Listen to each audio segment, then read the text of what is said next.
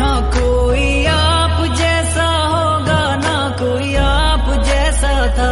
अस्सलामु अलैकुम वरहमतुल्लाहि वबरकातुहू। नाज़रीन, कुर्बानी के मसाइल के एक और एपिसोड में आपका इस्तकबाल है। जी हाँ, आज हम बात करेंगे जो जानवर हम घर में पालते हैं, जिसको रखते हैं, और जब वो छोटा ही था तब से हमने उसमें कुर्बानी की नीयत कर ली, तो अब क्या ऐसे जानवर जिसको हमने कुर्बानी की नीयत से पाला है, छोटे से बड़ा किया है, तो ऐसे जानवर में कुर्बानी वाजिब हो जाती है, उसकी जगह दूसरी कुर्बानी करना जायज़ नहीं है, उसी जानवर को कुर्बान करना है जिसकी हमने नीयत की है।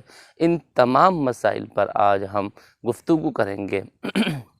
लोगों में ये बात मशहूर है कि जिस जानवर में हम कुर्बानी की नीयत कर लेते हैं तो उसी जानवर की कुर्बानी करना ज़रूरी है, उसके अलावा उसके बदल में दूसरे जानवर की कुर्बानी नहीं दे सकते हैं। ये सोच लोगों की गलत है, उसकी जगह हम दूसरे जानवर की कुर्बानी दे सकते हैं।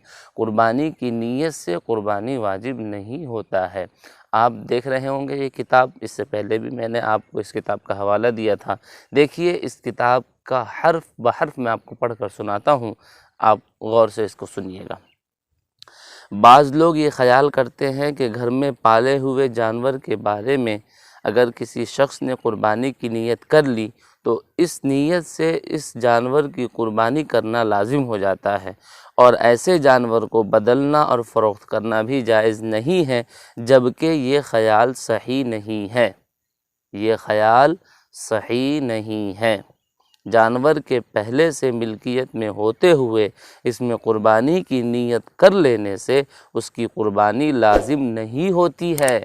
पालतू घरेलू जानवर में कुर्बानी की नीयत कर लेने से उस जानवर पर कुर्बानी, उसी जानवर की कुर्बानी लाजिम नहीं होती है। इस जानवर के अलावा दूसरे जानवर की भी कुर्बानी कर सकते हैं। अस्सलामु अलैकुम वरहमतुल्लाहि वबरकातुहू। ना कोई आप जैसा होगा, ना कोई आप जैसा था।